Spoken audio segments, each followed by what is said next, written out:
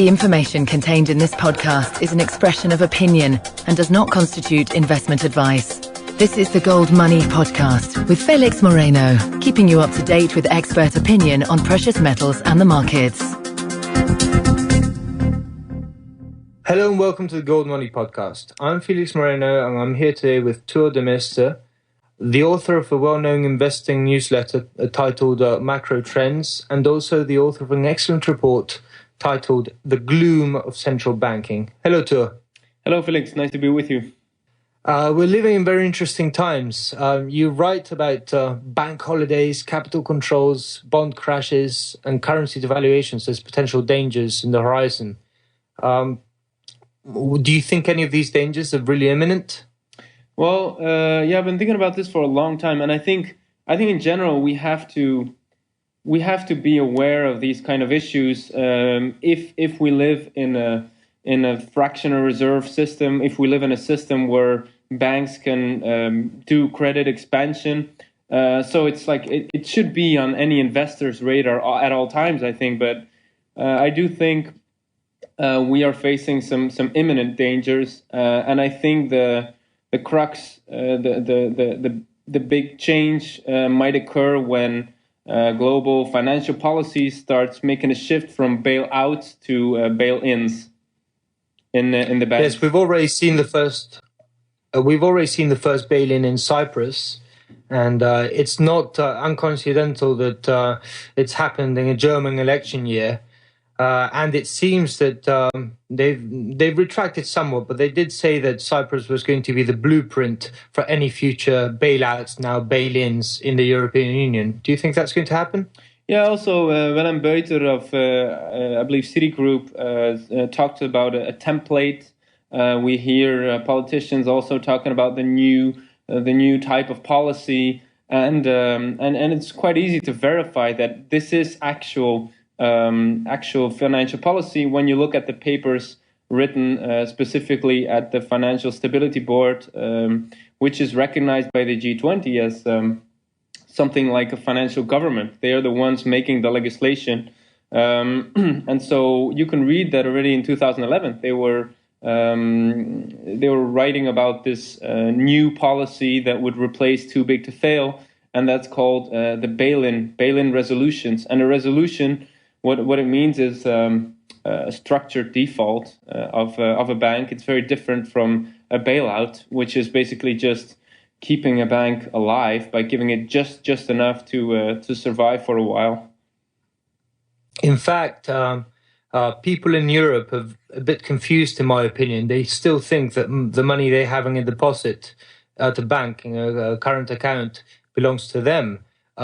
In European legislation, money held at the bank, at least under our current system, belongs to the bank, and it's a liability of the bank that they have to repay the depositors, but it's not something that they hold in custody. No, exactly, and this is there's jurisprudence going back to the 19th century that confirms this, and so that proves that yes, this fractional reserve banking is really embedded very deeply into the system, and in that structure, the depositor is worst off whenever there's a bankruptcy, and whenever the policy makers decide that they don't want systemic disruption, which is exactly what the Financial Stability Board is saying. They don't want contagion. They don't want this systemic disruption. Then the easiest persons to abuse, so to speak, is the depositor. So they will be wiped out, I believe, in the end, just like we saw happen in so many crises before this, but right now also in Cyprus. Well, in some countries, in Cyprus, the deposits were a particular worry because there weren't that many bondholders to take a hit. But in other countries like Spain or Portugal or even France, there are quite a large amount of outstanding bonds that bail-ins could target before they hit depositors.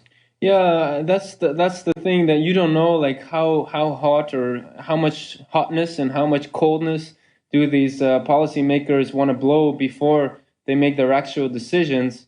I mean, obviously, they want to keep the population, they want to keep savers calm to retain the trust in the system. So they'll have this rhetoric that they will wipe out the bonds first.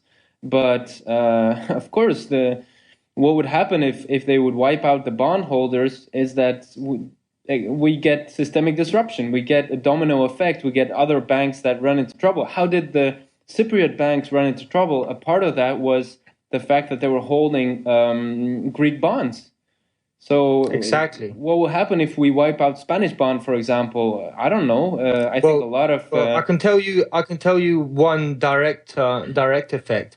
The Spanish pension fund, the public pension fund, is currently 97% invested in Spanish sovereign bonds. So the repercussions would be fairly large. Yeah, no, it's like in a way they are by keeping on postponing the inevitable, they're making the eventual collapse all the worse. We're seeing this like under the table nationalization of pension funds, and that means that once the bond collapse does come, that the avalanche will be all the greater, and the pension holders, maybe if in a system where they would hold some stocks or some other assets, they would have at least something left. But if you're 97% in invested in the promises of basically an insolvent government, then I don't think there's going to be anything left.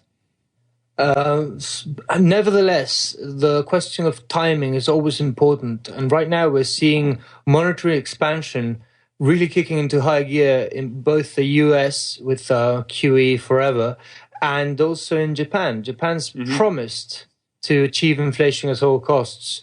Do you think that these two currencies are in more danger than the euro, for instance? Yeah, it's hard to say. I think my thinking has always been that the U.S. dollar would be one of the later ones to face a demise, because it's the world reserve currency, because they can export a lot of debt still, despite the Asian resistance against this lately. And then before that, is it going to be the British pound? Is it going to be the yen? Is it going to be the euro? I think that what we see now with the yen, with the interest rate on 10-year government bonds going up from 0.5% to 1%, I think this may be the start of a global phenomenon whereby we see the rise of these generation low interest rates. So in that sense, maybe the yen, maybe it will be the first one to go. Also because it seems like they're increasingly isolated, whereas it seems that the UK perhaps is more connected, and because a crash of the UK might have much larger reverberations throughout the West than maybe a crash of Japan. So maybe there's less goodwill left to try and save the yen, because what usually happens with right before a devaluation is that the central bank starts noticing that they don't have enough foreign currencies to keep on defending the value of the national currency. That's what happened, for example, in the USSR in the late 90s. They didn't have any dollars left in the treasury, and so they couldn't defend the par or the float of the parity ruble against the dollar. So eventually they did get some kind of bailout, but it wasn't enough, and there was a panic, and then they just had to devalue and devalue and devalue, and then you get hyperinflation. So my hunch would be that the Japan would be first, perhaps. I don't know if I agree with you that Japan would be first, but I agree with you completely that the US dollar will probably be the last one to fall, because inertia, momentum is such a big force in human events that it really takes people a lot to wake up to the idea, to realize that things have changed, and that the US dollar is no longer either linked to gold as it was before 1971, or backed by sound central banking, if there can be such a thing. Right, and so many people in so many countries are using the dollar as some kind of gold standard. For them, it's a lot better than their national currency, like in Latin America and in other parts of the world.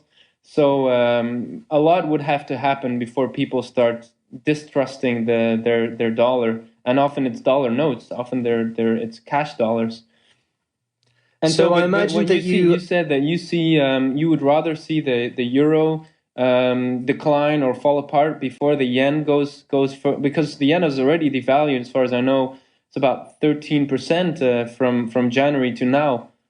Well, it's not a matter of preference. You understand that? Sure. I would rather not see the euro fall. I'm just saying that the dangers of it falling.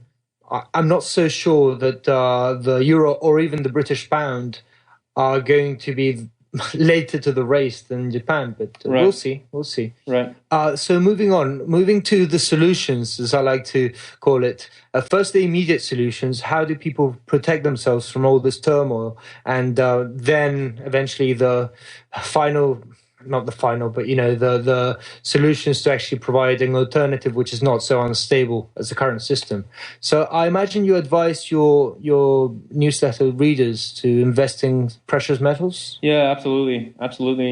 Because my thinking is that in a scenario of a meltdown, if you look back in history, what are the asset classes that perform best? Those are the asset classes that are most liquid. People are panicking. They're afraid of further capital controls. So they want something that's easily saleable in an international context. They want something that because they don't know what tomorrow is going to bring. So they want something that can be easily divided into different pieces. So you can maybe sell a little piece, and that's sometimes problematic with real estate, for example. So liquidity is very important. But then, of course, you want to be careful not to be trapped in the local currency because that's obviously going to take a hit. And then also, I think what people look for is they avoid third-party risk because there's a big risk of bankruptcies in local companies, in banks, and also in governments. So it's tricky to invest in the promises of a third party. And that's why people tend to gravitate historically towards precious metals. And so, it is still an important part of my own savings, and I keep recommending it. And then, of course, I think Bitcoin is also a very interesting investment in that regard because it has some qualities that even supersede those of gold, especially in terms of flexibility, liquidity, the fact that it's non-geographical, those kind of things. So I'm very, very strongly recommending and investing myself in hard money. I agree with you, as you know, about both gold, which truly has no counterparty risk, and also about Bitcoin. Nevertheless, I'm still very wary of. I have some Bitcoins myself, but I'm very wary of recommending it because it's still very experimental. It's growing very fast, but it's still a very small space. Right. No, that's absolutely true. I mean, it was the protocol was first introduced to the world in 2009, and that's like 4 years ago. So obviously it is very, very young. On the other hand, you could say that a lot of hackers have looked into it, and the prize money has gone up substantially. I mean, there's Bitcoin accounts that have way over $10 million worth of Bitcoin. So any hacker out there that is willing to give it a go has had a chance by now. So I think the protocol has proven itself to be resilient, to be strong. And also the potential upside is enormous. So that's why I think I don't have a problem recommending it. I don't recommend people going all into Bitcoin, but I think that even a small investment in Bitcoin can have very substantial rewards. Like the subscribers that followed my advice and the ones that put in, say, 1% of their assets into Bitcoin when I recommended it in January 2012, well, they have now around 25%. It's risen over 20-fold. Mm-hmm. And the risk was very, very low. And I think because we're in a parabolic uptrend in the price, I think there's similar upside potential for people that invest maybe just 1% today. Right. So I see that you're being more conservative than I thought. You are, as I am, very, very optimistic about the potential of Bitcoin, but obviously it's not something you should put your life savings into right now. Well, there are no, still many risks. I would recommend that, but I would say, like, depending on your own risk profile, I would say somewhere between 1% and 10%. And maybe the younger you are, maybe the more you want to expose yourself to this technology, because I really think that cryptocurrencies are here to stay, and then it's only a matter of time to figure out, well, is it going to be Bitcoin or is it going to be another one?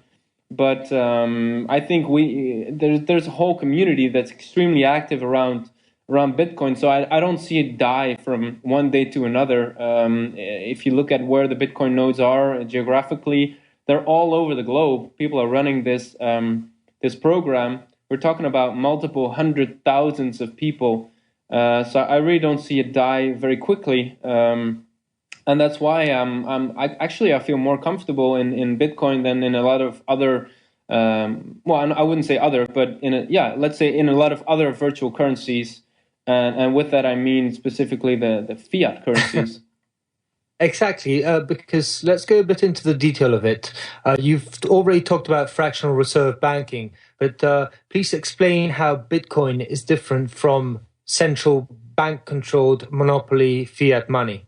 Right. Well, you've kind of said it in a way in asking me about the contrast, because it's not centrally controlled. Bitcoin is just a protocol. You install it on your computer if you want to, or you make use of the network by just buying some, and then whenever you're selling some, you will connect to the network, and then that transaction is distributed, and everybody will take note of what's happening. So it's not central. The European Central Bank, they've also explicitly admitted this, that there are no assets to be confiscated. There are no assets to be controlled with which they can take over the control of the network. Different from, for example, e-gold, what we saw in the early 2000s. Somebody that tried to back a virtual currency by gold, his assets got confiscated. So the big strength of Bitcoin is exactly that, what a lot of people are worried about, namely the fact that it's not backed by something physical. Exactly. That's a very important factor. But also, in your report, The Gloom of Central Banking, you explain that central bank and central banking systems, they have a purpose. There's a reason why they're set up. And they're not set up because it's the most logical way to manage money or to make money exist. They're set up because they benefit people. How does fiat money benefit certain groups at the expense of others? Right, yeah. Central banking, I mean, always if you want to understand the purpose of an institution, I think it's important to look back into history and to see, well, why did it emerge and what was the reasoning behind the people that started this institution. And so when I look at central banking, I see kind of three important functions that it tends to have. First of all, it's the defense of the monopoly of fiat money. And fiat money, what it means is the ECB defines it themselves as any legal tender designated and issued by a central authority. So basically, they're defending the national currency. Also, the function of central banking is to kind of keep the fractional reserve banking system going, because the central bank is always known as the lender of last resort. Whenever there's a bank that gets into trouble because they can't keep their promises, they can always go to the sugar daddy, so to speak, and ask for a bailout. That has always been the function of central banks. And then finally, also, what it does is it institutionalizes seigniorage. And seigniorage basically, originally it was defined as, well, the king said, I've kind of monopolized this mint. I'm now minting my own coin, but there's some costs involved with that, and I need to be reimbursed. I need some to get some money back. That was the original excuse. But basically what it is money printing. It's the privilege that the king had, and now the central banks have, to create money out of thin air to fund their own operations, but then also to do a lot more. And obviously governments are very interested in this practice. And funnily enough, that was exactly what worried central banks initially about the emergence of new e-money, new virtual currency in the marketplace. They were worried that their own seigniorage revenues, their own money printing revenues would be diminished. Yeah, so basically the main beneficiaries of fiat money are banks who receive the bailouts and governments who receive cheap funding and basically can institute a tax on money. But who pays? Who's the one? Who are the people most hurt by this? Well, it's the savers. However you look at it, it's people that put money in the bank. They have the risk that their bank will not be bailed out and will go bankrupt. They have fiat money, even if when it's under their mattress and not in the bank, they're subject to inflation tax.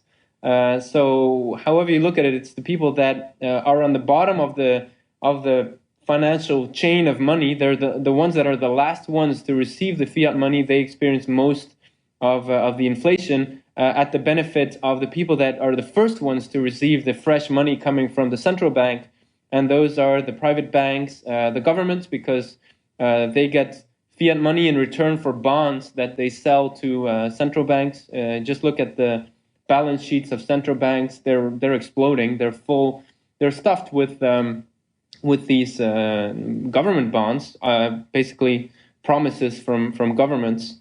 And that's what I think is so exciting about Bitcoin, also about gold, is that it's money that rewards saving. So for the first time, we have people that have, specifically with Bitcoin, you see that the young people that get involved, they're incredibly motivated to start saving and to build something for themselves, and maybe to later start a business or build a factory, and that's how the economy is going to be rebuilt. It's not going to be rebuilt by people going deeper and deeper into debt.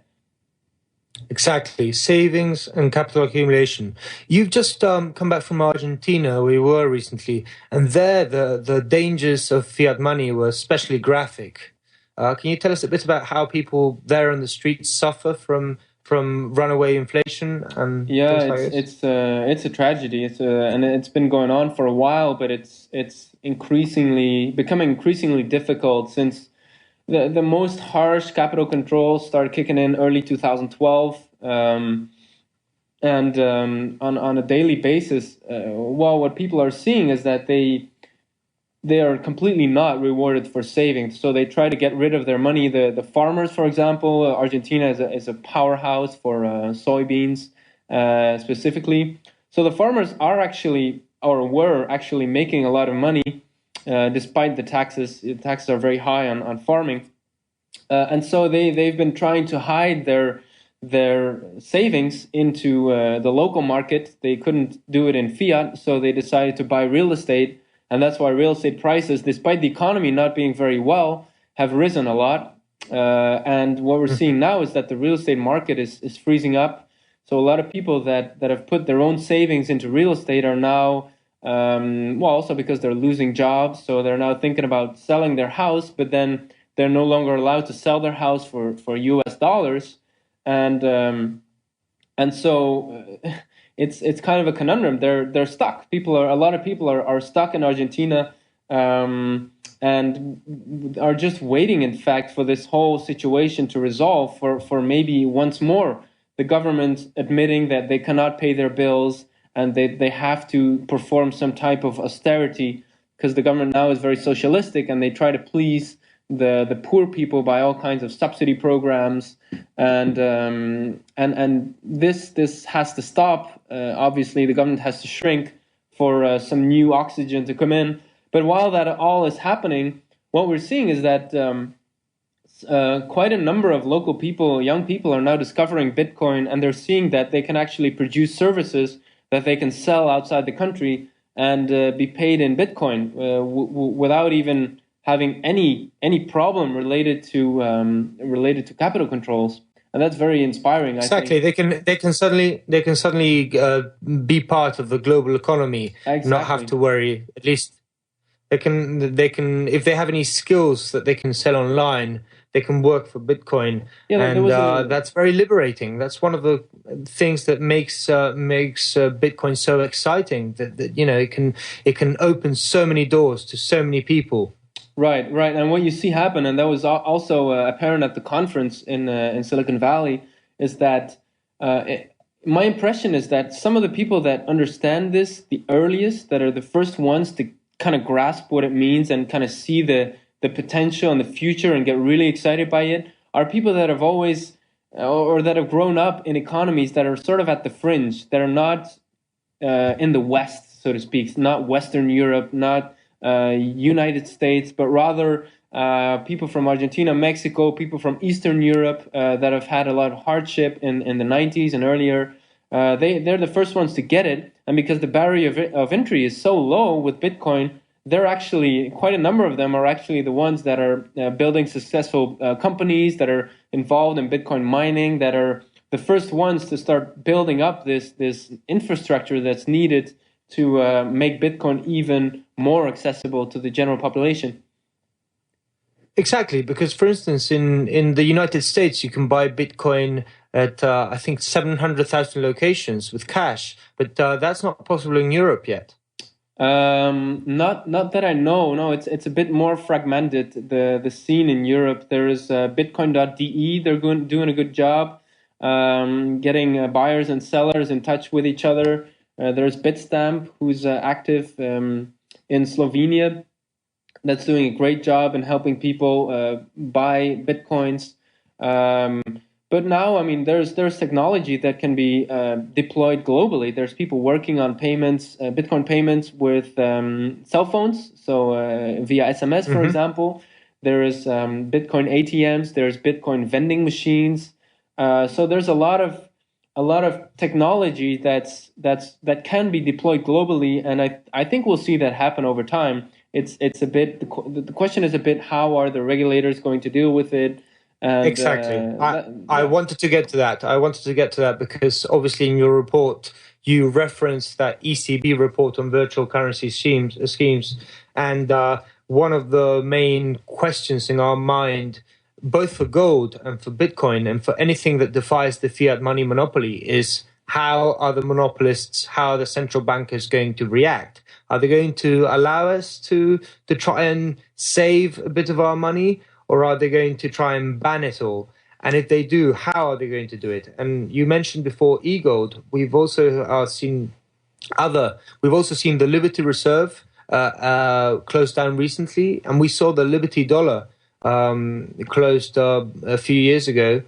Do you think that Bitcoin is going to be able to withstand these kinds of attacks?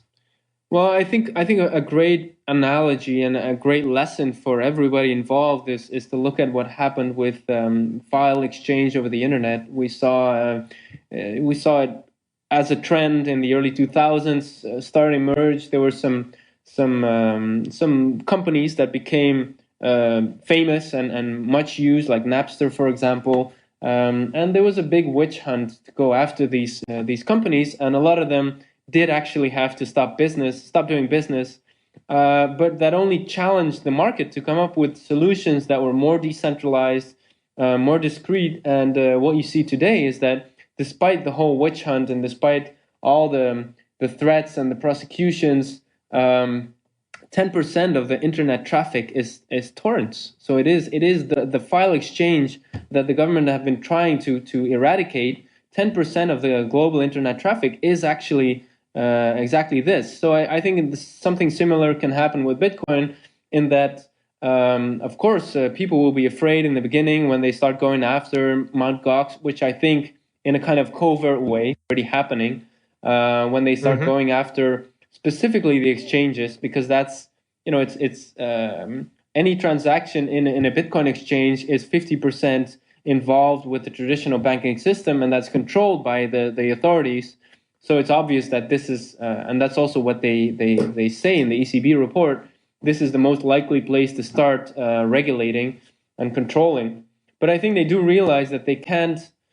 What would happen is you'd get the Barbara Streisand effect, when the government would say, we don't want anyone to use Bitcoin anywhere. And by the way, people always talk about the government, but we have 200 governments in the world, and they have all different incentives and different motivations and different grudges. So if the US government would come out and say, we don't want anyone to use Bitcoin, maybe China will come to the fore and say, "Oh, come to us, we love it," or whatever. And in any way, I think the Barbara Streisand effect would play, and that's, I don't know if you're familiar, but when there was a picture coming online, published online somewhere, of Barbara Streisand's own personal home, she started litigating and she started demanding that this picture be taken down. And the result was only that the entire internet knew about this story and saw the picture. So she achieved exactly the opposite of what she's trying to do. So what I think is actually happening now is we see authorities trying to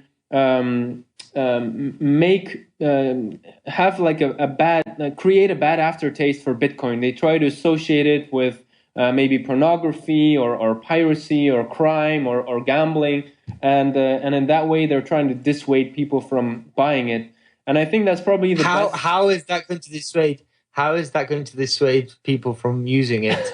I think online gambling has been banned in the States for several years now, and I don't see anybody who likes that kind of stuff stopping from doing it just because the government says. It reminds me so much of alcohol prohibition in the 1920s. It's trying to change the laws of human nature through an edict, through a government decree. Just seems so misled, seems so unwise. Yeah, no, absolutely, and of course, the U.S. government managed to kind of limit the accessibility of alcohol at the time, but of course the price went up. So there was a huge incentive for all kinds of système D, black market entrepreneurs to produce and to provide anyway. So I think the best governments can do is to drive it underground, and that will drive up the price more. But I don't see happen at all that Bitcoin will be kind of banned globally, because look at what the BRIC countries are trying to do. Even if it was, can it be closed down? No, I don't think so. It's a protocol. It's like to say we're going to abolish English. We don't want anybody to talk English anymore. And of course, you can say that you're going to, give people the capital punishment if they're caught talking English. But there's a limit to how much force the government can deploy, especially in a situation where I think we're going to go towards, which is banks that are closing, currency devaluations.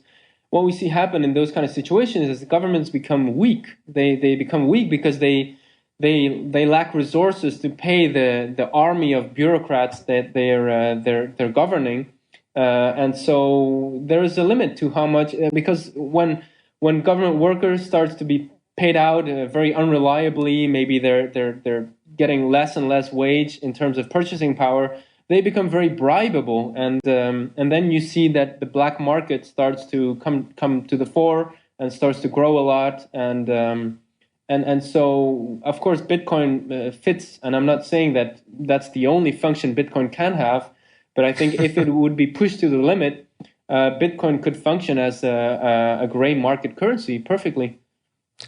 Nevertheless, I hope that there are a few governments enlightened enough to try and harness the technological revolution. Yeah, and, I think there will be. And think of the future instead of trying to block it out. As I agree with you, it can't be stopped. It's like free speech. You can try and ban the printing press as much as you want, but once people realize that they can write whatever they want online, they can talk to each other all over the world.